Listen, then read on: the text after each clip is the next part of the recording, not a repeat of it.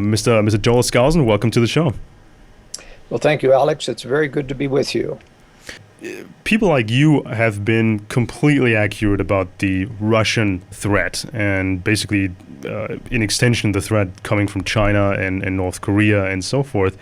Why is it, Mr. Skousen, that today we see a lot of the American alternative media and the Patriots? Why are so many of them nowadays so soft on Russia? Why do we see them even promoting Russia or the Russian point of view concerning all kinds of topics? Well, that's a very good question, Alex. Part of it has to do with the fact that when the Western media covered for what I call the phony fall of the Soviet Union, and it was a carefully crafted deception, communism never fell, it simply went underground and pretended to be dead in order to gain a great deal of aid and trade with the West to prepare for its future, attack on the West, which is still coming.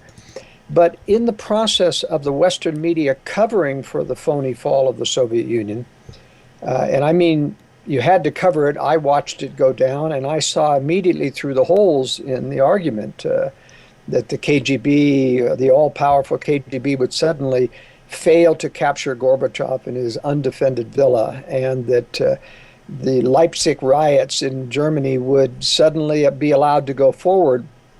And we now know that Erich Honecker said on his deathbed in Chile that he got orders from Moscow to allow the Leipzig riots to go forward. So this was a carefully crafted deception, but they gave credit to Ronald Reagan for it. So in America, the conservatives thought, oh, we won. The left isn't crucifying our hero Ronald Reagan anymore.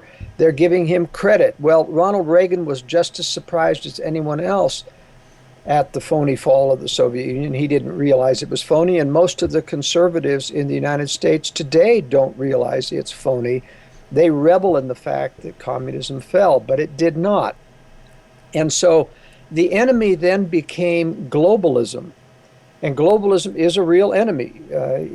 I think there are three independent predator centers in the globe, in the world, the Anglo-American globalists, the Russians, and the Chinese. And they're each trying to establish their own version of the New World Order under their control. Now, so people like Paul Craig Roberts, who generally I have a great deal of respect for, but he has become obsessed with the fact that if the globalists were trying to insert themselves in the Ukraine, then Russia is the victim. And so this mentality that Russia's the victim, or that Putin is somehow the only one who can stand up to the New World Order, therefore he's our hero, is very much misplaced analysis, and it's very erroneous.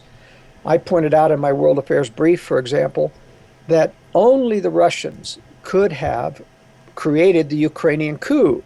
Everyone in the West, especially in the United States, talks about how the U.S. poured $5 billion into Ukraine and influenced the independence movement, and that it was a pro-Western coup, but it was not. I was probably the only one in the United States to point out as far as I've seen, yes. Only the pro-Russian forces could have told the Berkut, the state secret police, to stand down and let the protesters win. Only the pro-Russian forces could have instructed the Party of Regions, who controlled the Rada, which is the parliament in Ukraine, to oust their own leader. And isn't this a repetition of what we've seen with the so-called fall of the Soviet Union, where this big colonial superpower, Russia, with one continuous landmass, when in those satellite states like Ukraine, you had like the fall of the Soviet government there, the Moscow-controlled government there, and then all these new faces, or seemingly new faces, appeared and said, oh, we're going to create these new political parties, and we're going to be up for a vote. And then you saw kind of this, okay, the Russians, they pull out their tanks, but they leave the KGB net there. And I've seen that with Germany as well, and our current chancellor, in the middle of the 1980s, she was just a chemist or a physicist, and suddenly she was being positioned right when the Gorbachev thing happened in the background when it started.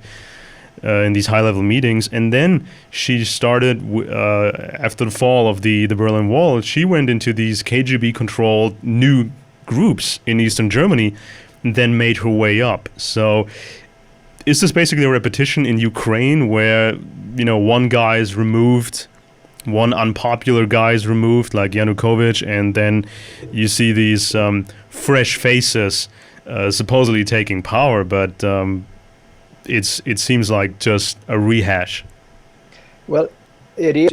It's even deeper than having KGB moles, for example.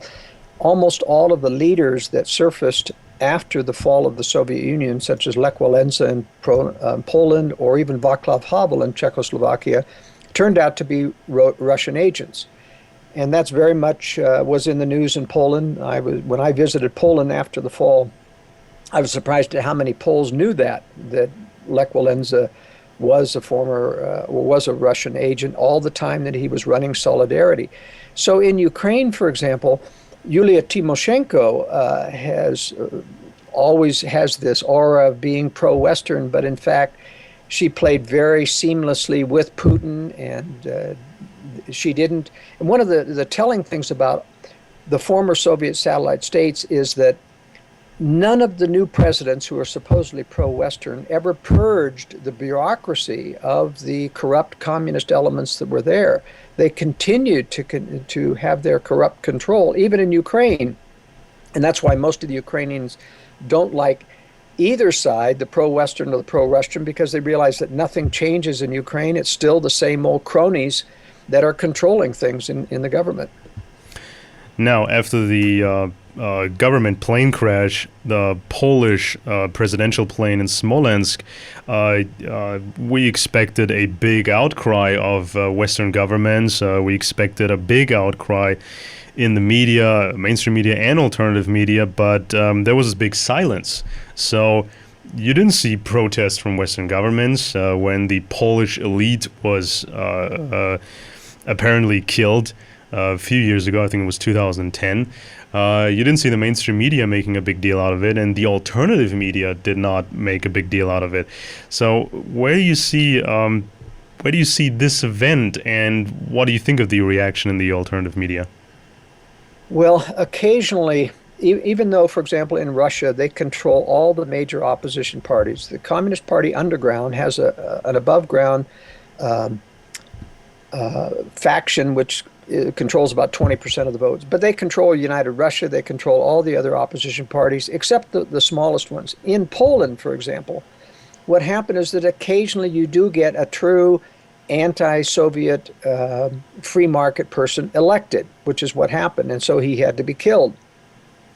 When the Russians don't, in fact, undermine any of these leaders, then you pretty well know they're probably in the Russian pockets. I mean, it's just like after Ceausescu was ousted and killed in Romania because he wouldn't step down. He refused Moscow's orders, unlike Honecker.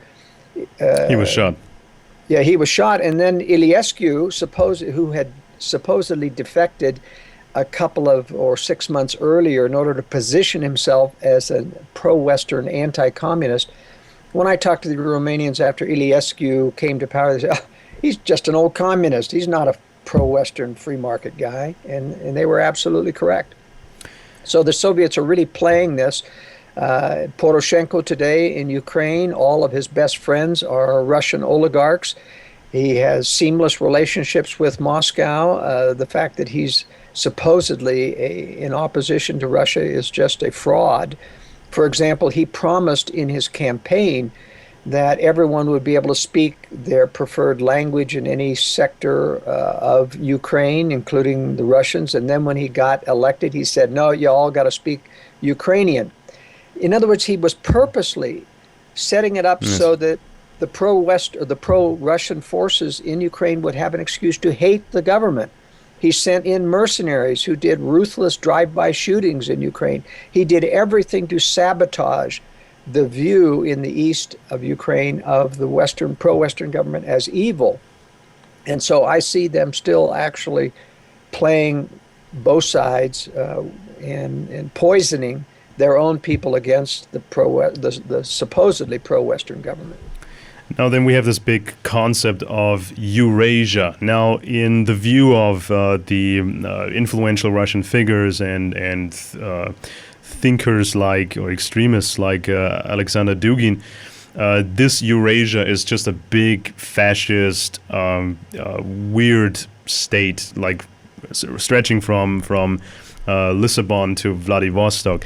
Now in before this Ukraine crisis, like up until a few months ago, there's been a lot of talk in political circles in Europe about a different kind of Eurasia, meaning an integration of the European Union and Russia. We saw the Van Rompuy from the European Union talking about, we need this cooperation. So they kind of sold this to politicians and, not to the public as well, but not in a big extent yet. They were selling this idea of a nice version of Eurasia where you have a free trade zone between Russia and Europe. Then we had big newspapers in Germany printing the Vladimir Putin's call for this type of integration, meaning a free trade zone, no more visa necessary for travel between Russia and Europe.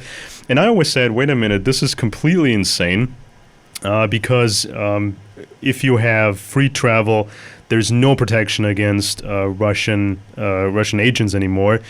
And also, all companies in Europe would be vulnerable. They would have their patents stolen. They would have their intellectual property stolen.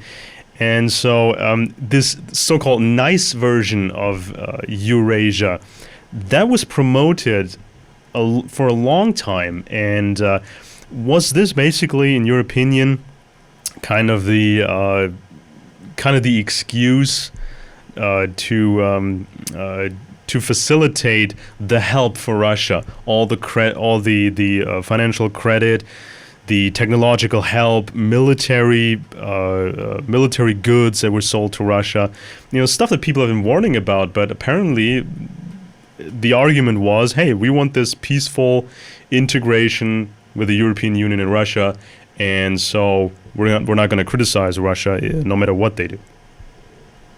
Well, it's my answer has to be necessarily complex because there are two factions trying to help the Russians. The first is the Anglo-American establishment, the globalists, as we call them, and they're trying to help Russia not because they're Marxist, but because they're trying to build an enemy to eventually attack the West. That's why they brought Mao to power in 1949. It was George Catlett Marshall and the U.S. globalists who brought him to power by cutting off aid to Chiang Kai-shek. They brought the Russians to power. United States financiers gave $20 million in gold to Trotsky and the Bolsheviks. They undermined the White Russians when they tried to go to war against the Red Army. They gave Russia the first enriched uranium to build their nuclear weapons. Shipped it from the United States to Russia so that Russia could do a nuclear weapon within a year after World War II. So you see, we've been bringing communist governments to power, but not because Anglo-American globalists are communists, but because they're trying to build an enemy, and I'll explain the end game of that. But in Europe, you have a slightly different situation. You have the Socialist International, which became very powerful after World War II. This was essentially a Moscow front, masquerading as socialist, but they were working for Moscow. And as you know, during Brandt's regime in Germany, he had several Soviet spies working for him. Angela Merkel's a former communist now. Tony Blair was a Marxist in Britain, for example. The new head of NATO, this Norwegian guy, he was with the socialists in Norway. What's his name again? The new head of NATO. He just stepped in a few days. He just stepped up a few days ago to the into this position. Jens Stoltenberg, I think is his name, and the key point, Alex, is that They appear to switch to the globalist position when they get into the EU. Tony Blair, when he became, during the Gulf War, he switched to becoming a raving globalist. And Angela Merkel seems to be playing along, but we never know because these people are very skilled at playing both sides, and they can play up to the globalist and yet still be reporting back to Moscow. We really don't know. It is very difficult to know who's who, whether or not they're real just socialists or whether or not they're actually taking orders from Moscow. So many of the people promoting Eurasian integration in Europe are Moscow-driven agents.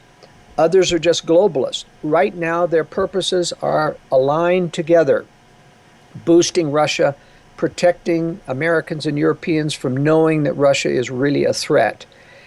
But they will diverge at some point, and that will happen when I believe, and Russia and China are clearly trying to build the latest state of weapons of mass destruction, even as Europe and the United States are disarming in terms of nuclear weapons. I think what the globalists intend to do by building Russia and China is to induce them eventually to go through with their long-planned nuclear strike on American and British nuclear forces. And what does this accomplish? Well, in terms of globalism, the globalists know that there is increasing resistance to EU integration. You saw in the past election how much opposition there is to further EU powers. A return to sovereignty. In America, we see the same thing with the Tea Party resisting more global integration. And for that reason, the globalists know they're going to have to give us a war that will panic or force people into a panic to accept a militarized version of the global government, which we do not now have. We got the United Nations as a result of World War II, but it basically had no military powers, has no financial powers, no taxing powers. Eventually, the globalists want to have global military power, global taxation, and a global currency, and you can't get there without a global government, and you can't get there, at least as far as Americans are concerned, unless you have a global enemy, big-sized enemy. Big size. And the interesting thing is, by inducing a nuclear strike on American forces, and that's part of the reason for intervening in the Middle East, is to build this reputation of the U.S. and NATO as the bully of the world. They are handing China and Russia the excuse to attack and take down the bully of the world. But you see, the Chinese and Russians don't intend to attack civilian targets in either the United States or Europe, only military targets. Then they intend to blackmail the West into submission. But our globalist leaders come out of their deep underground bunkers and say, the Russians and Chinese deceived us. But now that the American military has been decapitated, and probably UK missiles will be hit as well, now that the American military has been decapitated, the world cannot defend itself unless we join together and form a global military power. And I think it'll be based around NATO. I think that's one of the reasons why they created ISIS as the new international terror threat, to have an excuse to create a new military force, which you're seeing. They went to extreme ends to try to build and cobble together a military strike force, even though the U.S. was perfectly capable of doing it all themselves. I think they're using international terror as the excuse to build the predecessor to this global military, to condition people to get used to having a global military do their bidding. Now, first, do you think that the American establishment has already given up Europe? They have positioned themselves so Europe will be taken by the Russians? No, I don't. I, in fact, think that they're going to use the basis of NATO as the core of the new global military. Now, I happen to have some information that the U.S. has a lot of secret weapon systems that are capable of deterring a Russian-Chinese preemptive strike, but they will not use them until after the first strike falls on American military forces. Then they will use them And I think a lot of those secret weapons are space-based anti-missile systems that can then stop for a period of time Russian and Chinese nuclear attacks while the West regroups. I do think there will be a land invasion by Russia. They will take back the former Soviet states, and they will get into the eastern portions of Europe. I don't know exactly how far, but I do think that they will not take all over Europe, and the globalists don't intend to yield all of Europe, but to get everyone together to fight. Yeah, because ultimately Russia needs Western Europe technology. I mean, they still have these problems, and a lot of the Russian military production takes place in Ukraine, and then we've seen that when the Soviet Union fell, they had this large gap in technology and parts and pieces, and that's why the Western establishment delivered these parts and pieces, these necessary parts and pieces to Russia to build them up. Now, in this strategy... Before you go on, Alex, just let me interject here. One of the ways in which I think the West intends to win this war, even after absorbing a nuclear first strike on American military forces, is sometimes during the progress of the war, I think they're going to cut a deal with China to betray Russia in exchange, like we did with Russia, to give all this aid to Russia. I think China will accept that same deal, and then Russia cannot win if the Chinese are at their back door. But I think that in the course of the war, the beginning part of the war, China, who has a grudge match with Japan, will conquer Japan all the way down through Australia and perhaps New Zealand in order to protect this buffer zone in the east for her before she switches sides and attacks Russia on the Eastern Front. And then Russia, of course, cannot win a two-front war any more than Hitler did. Yes, and in this strategy, the Western establishment could not just then defeat this big enemy in the East, they also could defeat their enemies at home, meaning the patriots, meaning the pro-constitution people of the United States and maybe in Europe. Because right now, if those critical of the New World Order, the Western New World Order, if those critical pledge allegiance to Russia and think Russia is the big hope, I mean, wouldn't it be possible in the future for, say, the U.S. government designating a lot of these patriots as enemy combatants or foreign agents, Russian agents, if they now position themselves like like a lot of them are doing? Well, let me explain. I have a little bit different view on how I think that's going to play out. I think that the American patriots who mistakenly view Putin as their salvation against the New World Order will immediately disavow that position when Russia and China have a nuclear strike on America. No one in America will take a pro-Russia position. But what will happen is the globalists, and that's the reason for NSA surveillance, the globalists are surveilling all content, not just metadata. They're building lists on dissidents.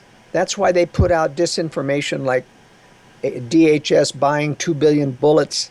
That just didn't happen, but they put it out there so they can track the emails of who gets upset, who passes these emails on, and it helps them to build these lists. So I think at some time during the war, when communications are reestablished, because it will start with an EMP strike, which will take down communications and all traffic and electricity in the U.S. and will cause a great deal of panic.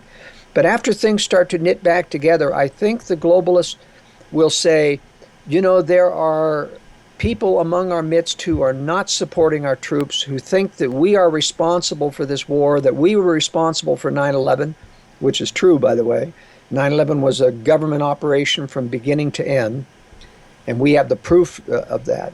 But I think they'll have what we call a test oath of allegiance, or a new citizenship of the world. Mm-hmm. In other words, saying that we want to make sure that everyone comes on board. So we're going to have a new citizenship. We pledge allegiance to the world government, and anyone who won't take this pledge, or won't respond to the draft. That's right, or respond to the draft. And so I think that's how they'll isolate patriots by the issue of conspiracy, and they'll call upon Americans and Europeans to turn in to the authorities those that believe in conspiracy, and it will be a hallmark for dissidents in the future. Now, in the past couple of months, we've seen parts of the alternative media in the West basically just copying and pasting Russian news stories. Most of the time, fake news stories or heavily distorted news stories concerning the downing of the flight MH17, concerning the fights in Ukraine, concerning basically whether or not Russia has the right of the right to occupy Ukraine, because there's this ridiculous argument that Ukraine belongs to Russia. Now, in all these cases, you've seen fake news stories, propaganda news stories being copied and pasted, and that has kind of permeated the alternative media in the West.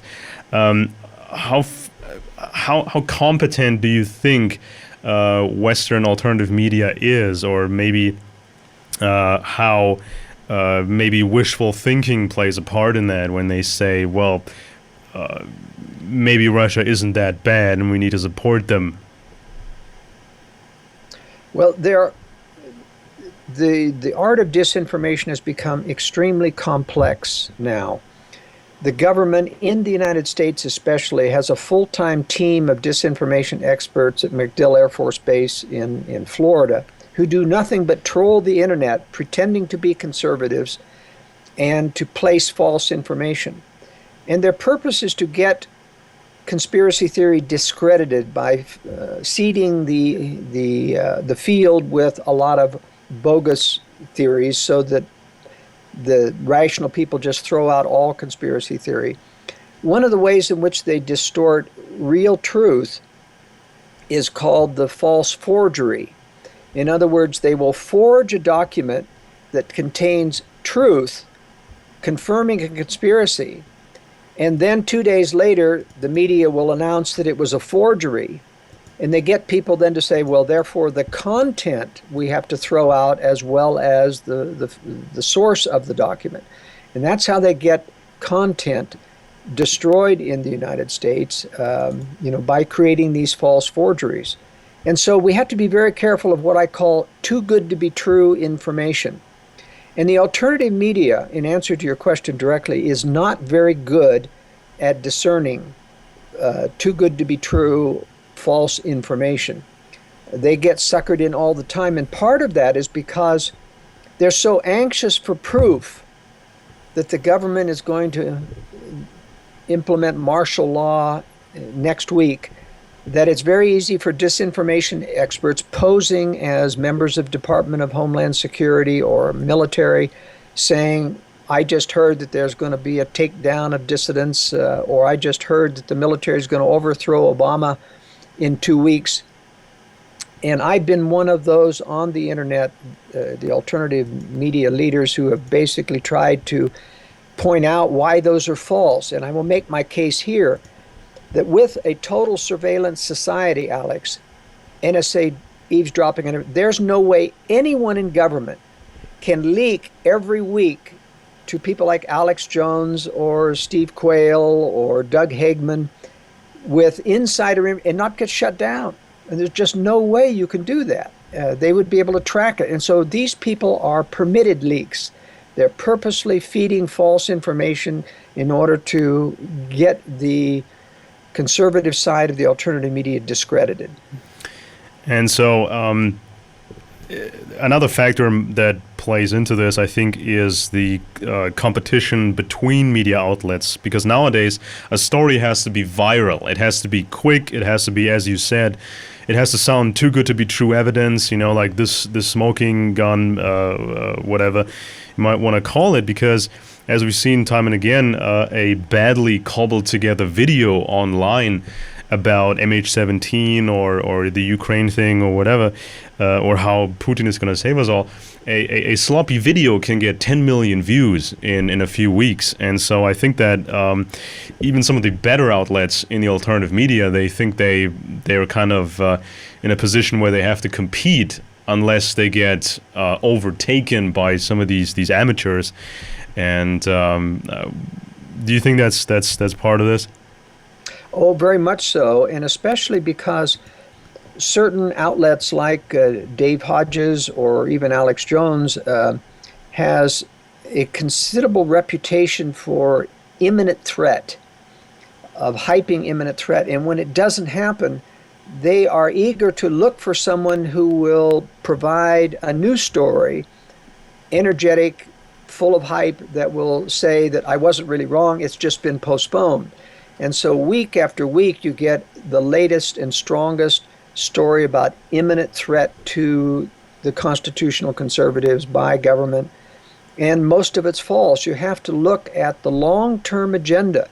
And that's why I have tried to explain my position to people all over the world. There has to be a reason, Alex, why our own government has been taking over 100 years to build both the Soviet Union, Russia, and China as these two major enemies, giving them technology, using Israel to funnel technology to China, which they do all the time. Yeah, opening doors like Bush Sr. did when he was the unofficial U.S. ambassador to communist China. I mean, he later said that China would have been isolated for decades to come if it wasn't for me. That's exactly right. I mean, people like Henry Kissinger, who gave the Russians the miniature ball-bearing technology that they didn't have to MIRV their missiles, or to make multiple independent reentry vehicles. That's called MIRV. And they didn't have it. They couldn't develop the technology. And so Kissinger authorized during the Nixon, a conservative Republican administration, to give the Russians the power to create multiple warheads. So we're building the best enemies that money can buy. And there has to be a reason, Alex, for that. And that's why I say these people who say there's going to be an economic collapse next week, or they've been saying it forever, 2010, they don't understand the globalist agenda. If they were to pull the plug on the economy, everybody would know who to blame. Exactly. They know who would cut the money supply. But if you look at what the globalists have been trying to do for decades in building up these enemies, they're going to use those enemies to create a war that will wipe down all opposition. I mean, there just won't be anybody willing to stand up to the issue of a global military force, a global currency, if there's a nuclear war. Now, in Germany, we've seen some pretty significant signs that the days of Chancellor Angela Merkel are numbered. There have been candidates groomed to surpass her, and one of these candidates was a man called Zu Guttenberg. You know, he came out of nowhere. I mean, his family, they are, they have aristocratic titles. They've been around for a while, but politically, this guy was unknown. Suddenly, there was him in the media, and of course, the European media follows what these American organizations tell them. Basically, this Atlantic connection. And so this man was groomed as the new chancellor, and they gave him the post of defense minister. Gave him all this news coverage. Oh, look, it's him in doing a visit in Afghanistan, visiting the troops. And I thought he is like the exact opposite of Angela Merkel, because first of all, he's clearly someone who is aligned with the American establishment. He's someone who has ties to the military. Something he had this defense minister position, and he's also with an aristocratic title. He's supposed to be rooted in Germany, and so then of course there was a scandal because his doctoral thesis was apparently a copy and paste job, and now they have a new person they groom, von der Leyen. She's defense minister right now, and she's of course a Western globalist. She has also an aristocratic title, and of course she has a tie into the military. Now, what do you think is going to be? Will we see in Germany and in the United States? Will we see kind of the end of these Marxist heads of state like Obama and Angela Merkel? Will we see kind of these new Ronald Reagan types, who say a lot of good things, but not necessarily do a lot of good things? What do you think is going to be, what is going to be the next president like, or the new chancellor in Germany like? Well, that's a very good analysis. We have seen this much more openly in the United States. For example, in 2008, you had a candidate in the United States, Mitt Romney, who inserted himself because he had his own money enough to finance his own campaign. He bent over backwards to please the establishment. He hired all of the Council on Foreign Relation advisors that every other controlled candidate does, but he wasn't controlled.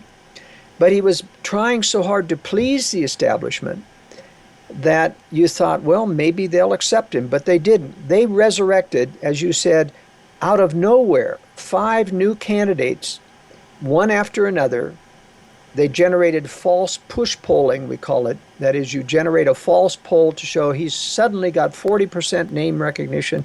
He's the up-and-coming person, and then he fell by the wayside in the first primary election. It became obvious that the polls were false.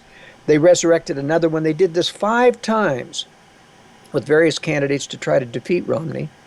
And when they couldn't, they finally had to fudge and distort the actual vote. They made 8 million U.S. votes disappear at a minimum in order to get Obama elected. But remember, Obama, in our particular case, is no longer a Marxist.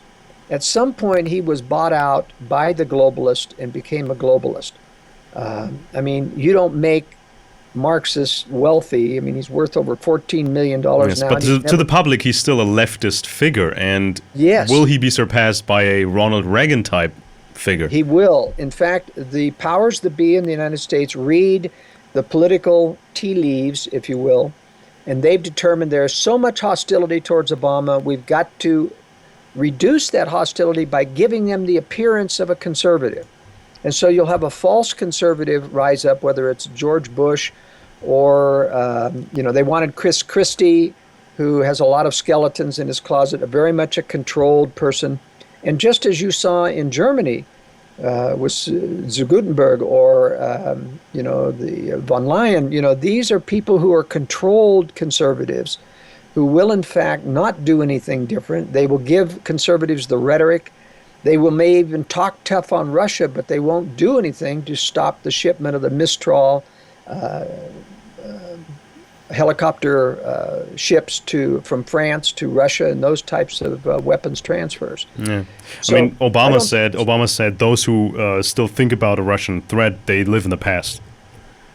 Yeah, and so they denigrate everyone who is preparing in the United States for nuclear war, and I do a lot to try to get people to be prepared individually. It's very telling that FEMA in the United States, the Federal Emergency Management Association, talks about food storage and everything, but they'll never talk about fallout shelters. They do not want Americans prepared, and the same thing in Europe, because they want us to have the maximum vulnerability so that when our leaders come out of their bunkers, and believe me, they've got new bunkers that are half a mile underground, and they're not building those because of terrorism. Yeah, we've shown the footage.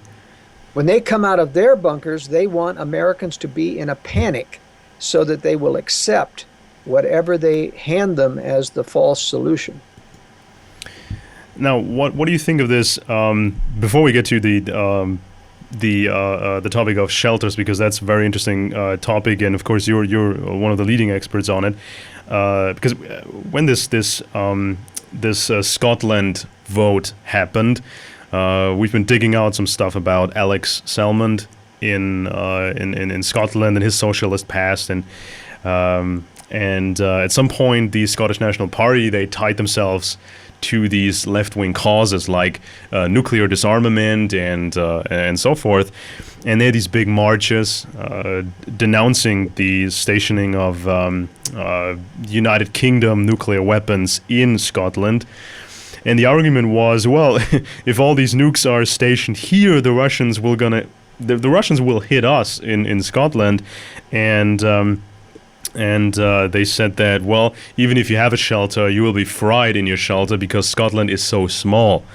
That's just a crazy anecdote out of this whole situation.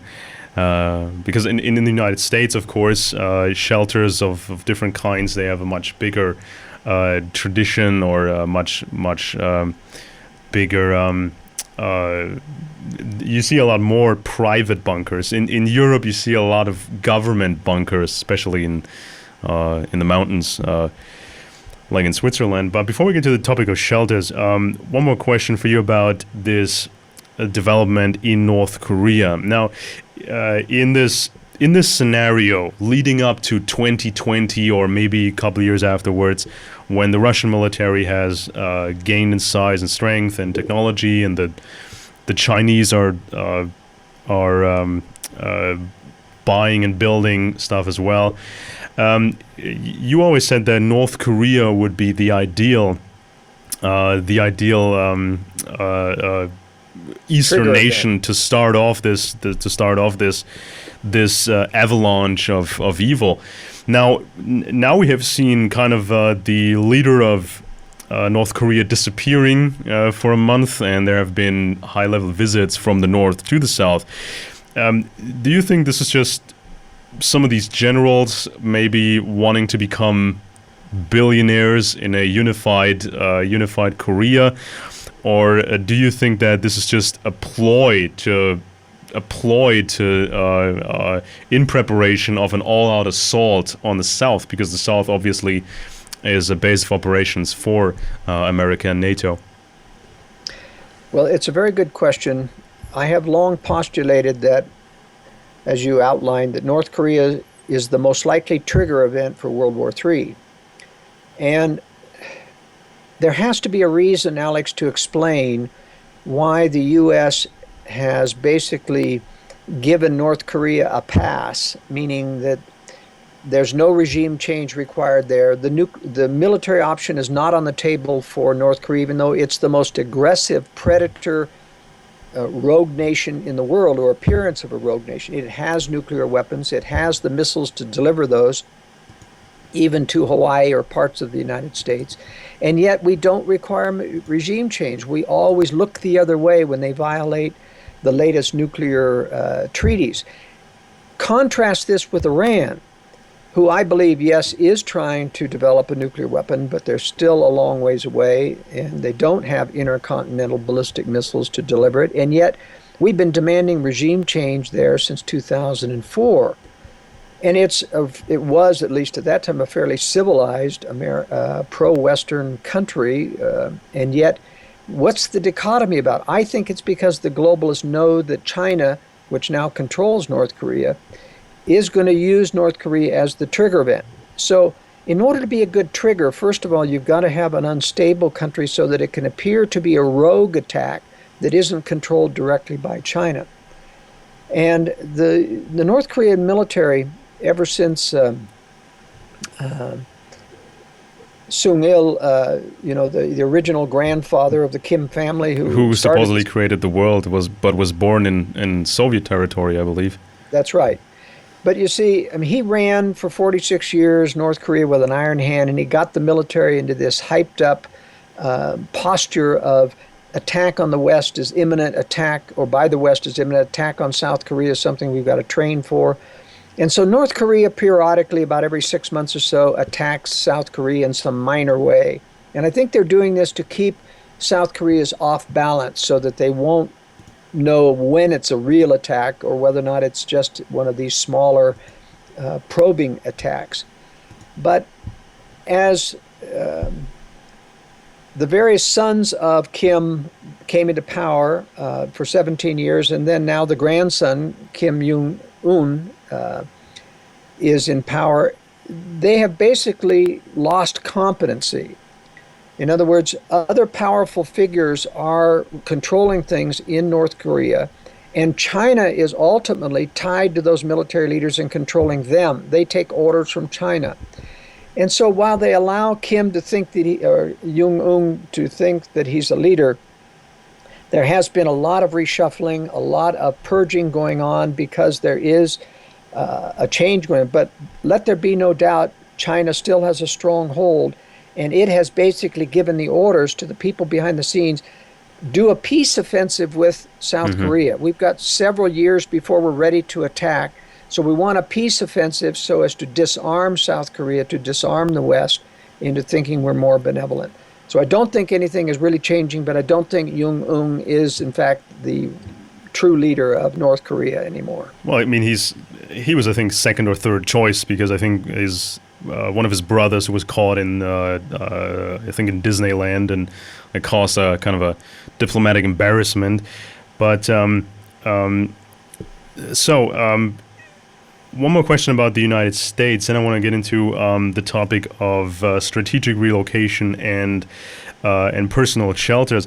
Now, a question about Senator Rand Paul. Now, of course, in Europe, the media has largely been quiet about the two Pauls, and now the younger one, Rand Paul, he's been talking a lot about nuclear disarmament, and his father, Ron Paul, I think his Ron Paul Institute has been very soft on Russia. Is this kind of just this non-interventionist kind of core policy? They just want to de-escalate things, or do you think maybe they are a bit misguided? Maybe they do think Russia has become a Christian conservative nation?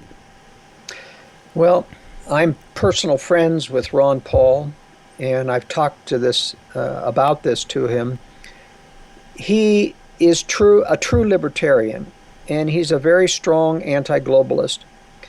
And he basically has been schooled for so long about the false warmongering agenda of the U.S. government of creating wars and intervention for other ulterior motives, that he's kind of taken the position philosophically that anyone who's an enemy of the globalist really isn't an enemy, must be a friend of ours. And so for that reason, he's soft on China. He does not realize that China and Russia are really true threats. And so it's an unfortunate thing, but he's totally sincere, hasn't seen a lot of the evidence and is resistant to it. But it's not like the various neocons, who are taking a position because of ulterior motives. So the Paul family is very sincere. I don't think the establishment's going to allow Rand Paul to get the presidency or the nomination, because even though he's bending over backwards like Mitt Romney to go along to a certain extent with the establishment, he's also not been compromised morally, and they cannot allow, and that's one of the reasons why they could not allow Mitt Romney to gain the White House. It's harder to control. You would see so much black operations in there, like Benghazi, that Mitt Romney would not have tolerated were he president, and they don't want to have to control them like they did Ronald Reagan with an assassination attempt. They want real good puppets in there, and neither Rand Paul in fact, the puppets have to have a lot of dirt. They have to have dirt on them so that they can blackmail them into submission. So who do you think has a real shot at the White House? Well, Rand Paul is the one the establishment will have to defeat, because he's the one who's got the strongest chance of joining conservatives, so they will have to defeat him. They've got another 4 or 5 people in the wings. They're going to try Jeb Bush, Marco Rubio, but there's 4 or 5 other that will come out of nowhere, as you said. If the first 2 fail, or if Chris Christie fails, they'll bring them out of nowhere, and they'll do false push polling in order to convince people that these people are viable. We've shown our audience parts of your presentation video presentation interview on strategic relocation. So our audience is broadly aware that you favor the Intermountain West of the United States, and our audience is aware that, of course, you advise against densely populated areas, and our audience was, of course, most interested in what you had to say about Europe. Could you give people an overview of what to think of when they consider leaving their country emigrating to another country, when people want to position themselves, would it be wise to go to Spain, or would it be wise to try Switzerland? Would it be wise to just say, well, if I'm a conservative patriot, if I'm aware of all these issues, maybe it's smartest to just try to get into the United States or Canada? Well, I do think that the United States and Canada, even though the United States will be subject to a nuclear strike, but it will be limited to military targets. So I think there's a great deal of wide open spaces in the West that would be good for anybody who can get here. Canada has even more wide open spaces. The problem with Canada is that its government is a yes man to the New World Order. They will do whatever the globalist government America dictates. So I suspect that dissidents will not be welcome in Canada as they were during the Vietnam War.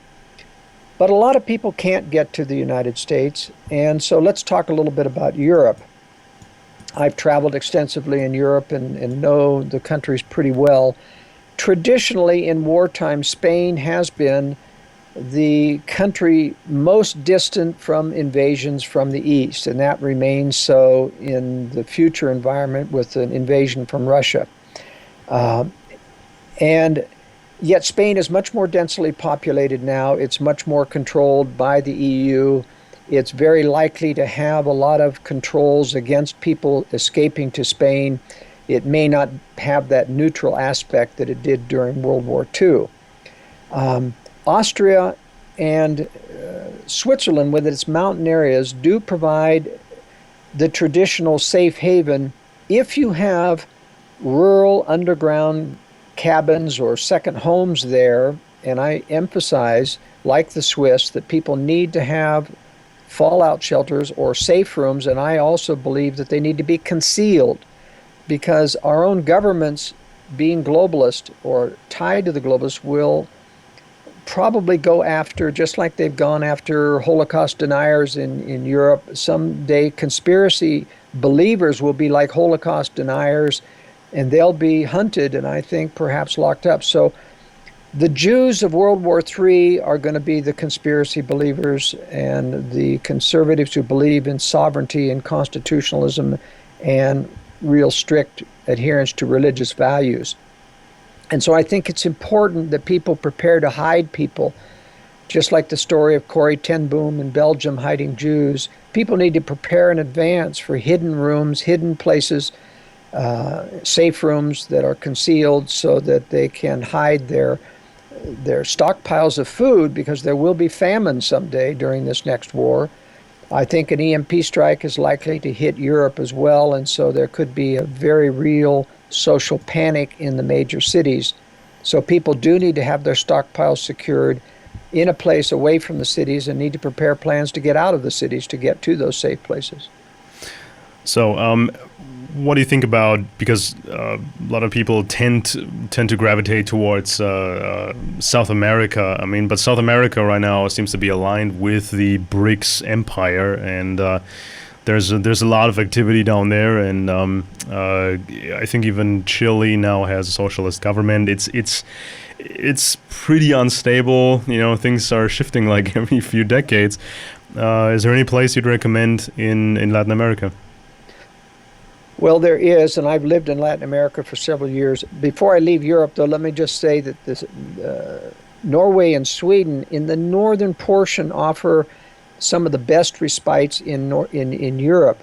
I do believe that southern Sweden and Norway will be occupied by the Russians, just because they have to control the waters of the warm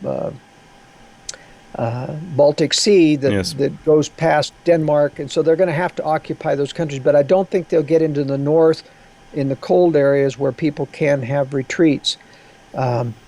In South America, for example, at least half of the countries now in South America are clearly communist and will align themselves with Russia and China during the next war. So I don't think expatriates will do very well in those countries. When suddenly the U.S. is decapitated militarily, it doesn't have any power over Latin America. They're going to say, all right, all you Americans or Europeans down here. Remember, when their tourism and their economies go to pot as well, They will then start to confiscate foreign bank accounts and even foreign properties as well. So I don't hold out Latin America as a good bet because of the lack of property rights law there, and the fact that there's a lot of Marxists being trained in the universities, they're in the government, they're in the elite, and I think there's going to be a hostility towards people who really believe in freedom. That said, Uruguay and Chile are still the best two countries in Latin America if you're going to seek a safe haven. Even though Uruguay is governed by the Frente Amplia, the Wide Front, which is a leftist organization. The current president is a very mild-mannered leftist who believes in a lot of freedom and liberty for people, and so you can find a lot in the interior of Uruguay. And Chile has a lot of rural country as well, where you can find a lot of friendly people, but you're going to have to know the language to go rural there. Yes. Now, my wife told me that because she spent a couple of years in Latin America, she said that some prominent rich people, I think they've bought properties in Chile. I mean, some of the really wealthy people, and so when you drive through through some of their lands, of course you can drive through because of the roads, but you cannot really stop, because once you stop, you get a not so friendly visit from people in blacked out SUVs telling you to move on, please. So if people now in Europe think that, okay, I'm gonna buy maybe some cheap property in Spain, maybe in the south, or I'm gonna stay here in Europe where it's kind of rural and not so densely populated, and people think I also need a shelter. I need my own shelter. Now you're the expert on this. What do people need to look out for? Where can they go? How can people get their own shelter? Well, in the United States, we have a lot of prefabricated shelters out of steel and fiberglass that are buried in the ground, and I don't recommend these. I'm glad you don't have these in Europe, because to have a big shelter on a truck come in with a crane and dig a hole and put it in your backyard, everybody in the neighborhood knows it's there. I prefer that shelters be exclusively done as part of basement space, underground, and sometimes under a car park, under a garage is one of the best places to put it, because no one expects there to be a basement under a garage. And you can work in there without people seeing what's been done there. That's right. And so you need to have an excuse that I'm just adding to the house, I'm building a basement. You end up pouring a concrete slab over that portion of the basement. Nobody thinks anything about that in Switzerland, because homes used to be required to have a shelter in there, though they weren't very big. I believe in a lot bigger shelters, just because it's not just safeguarding people from radiation. You've got to safeguard your supplies and your stockpiles from confiscation or from pillaging mobs of people. But basement space is the key, and you've got to have at least 12 inches, what is that, about a third of a meter of concrete over the top to shield against radiation. And you need to have ventilation that comes up into a house where you can hide the stacks, because if people put your ear to a ventilation pipe, you can hear everything that's being said in a shelter. So you want those ventilations to come out through the ceiling, like plumbing ventilation, or inside the attic space with your filters on it, so that you have filtered air coming into the shelter. So if an American came to you and said, I need a shelter, what would you tell him, and what would you tell a European that comes to you and says, I need a shelter? Well, we have a small design firm that designs high security residences and retreats, and we're extremely busy, as you say, so we wouldn't be able to do anything. But we do have a couple of books that tell how to do it yourself and how to design it. My big book is The Secure Home, and it's available on the internet. So it has the architectural drawings of how to do a shelter as a remodeling. We also have a book called The High Security Shelter Book, which talks about how to do a out of concrete block how to build a shelter in an existing basement. And I know there are many places in Europe that have existing basements, and it shows how to do that.